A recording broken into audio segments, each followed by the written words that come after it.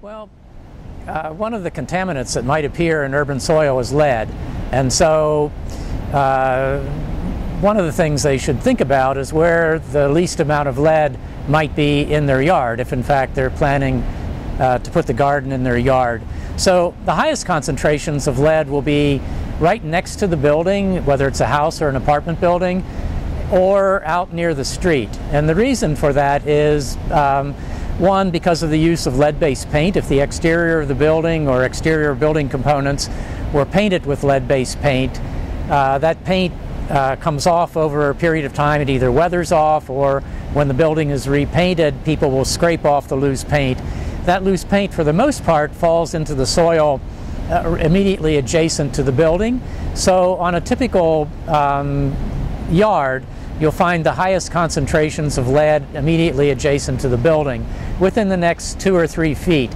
The farther you get from the building, the less likely it is you're going to find high concentrations of lead in the soil. So that's one thing to consider. The other major source of lead in urban soil is from the use of leaded gasoline. Back in the mid parts of the 1900s, we used a lot of lead in gasoline. Lead is a basic element, you can't destroy it, and so when the gasoline was burned, it went out the exhaust pipe. So the worst possible kinds of vegetables to plant in an urban garden where there's lead would be root crops, things like carrots, potatoes, radishes. If there's lead in the soil, it's going to stick to the outside. It might be embedded in the exterior flesh of the vegetable. So that's the worst kind of vegetable to consider. The next kind would be leafy vegetables, lettuce, broccoli, cabbage, those sorts of things. But even with the leafy crops, as long as you wash them thoroughly, you might also consider washing them with a little bit of vinegar in the water. Vinegar mobilizes lead. It makes it, it'll make it easier to come off of the lettuce or whatever you're trying to wash. So if you're growing those kinds of crops, make sure you wash them thoroughly, and that'll reduce your exposure plus the exposure of your children. And then if you have root crops, those are a different story. You can still grow them, but you have to be much more cautious. You're more likely, if you take a carrot into your house, you're more likely to take some dirt in with you. So my advice would be to wash those kinds of root crops off outside before you take them in, and then re-wash them inside, and then actually peel them. And then the best crops to grow would be those where the vegetables are well above ground. Things like tomatoes, beans, peas, corn. Those things would have very little, if any, lead in them. So a lot of people in areas where there is contaminated soil, they will use those raised beds. You don't have to worry about soil migrating up through, from lower levels to the surface. Soil pretty much stays where it is once it's deposited in the soil. I mean, there are many, many benefits to urban gardening. First of all, there's a financial benefit. You can save a few bucks. You can get high quality vegetables for just the cost of the seeds and fertilizer and your labor. So there's an economic benefit, but there's also a great health benefit. You never know where crops come from and how much pesticides and what kinds of pesticides might have been used on them. The other thing about purchasing crops, vegetables in markets, is that they're the product of industrial agriculture. Sometimes they're shipped 2,000 miles before they get to your table, and so they have to put preservatives. They have to use preservatives to make them halfway fresh.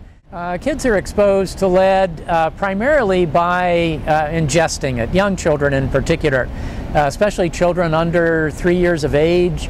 They crawl around a lot, and so if there's lead in the dust on the inside of the house, they're going to pick it up and get it on their hands, and then of course they're always chewing on their fingers. The same thing goes for outside activities. If the parents are growing vegetables, kids are more likely to sort of hang out, especially young kids. They may be hanging out helping mom or dad plant the vegetables, and if they're exposed to lead contaminated soil, the same kind of thing can happen to them. They can get it on their hands, and then of course, or they can get it on toys. They take a little toy shovel out to help dig in the garden, and then take it back in the house, and they may drag some lead back in. So those, I mean, children get lead poisoned through normal hand-to-mouth activities. Children will absorb about 50% of the lead that they ingest, whereas adults absorb a lot less of it. They'll absorb maybe 10%. So for adults, the exposure is less, but still, you should watch yourself.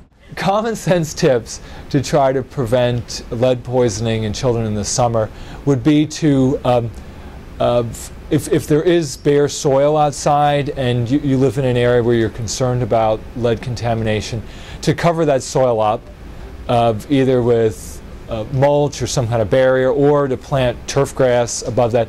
If that can't be done, then I would suggest that you have the kids play somewhere else so they're not going to ingest the soil. Because most of the problem is eating. It's not breathing in. It's not these other places. It's mostly for kids. It's hand-to-mouth behaviors. That's most of what gets them in trouble. The other places to think about would be the windows and doors, because people are going in and out a lot during the summer.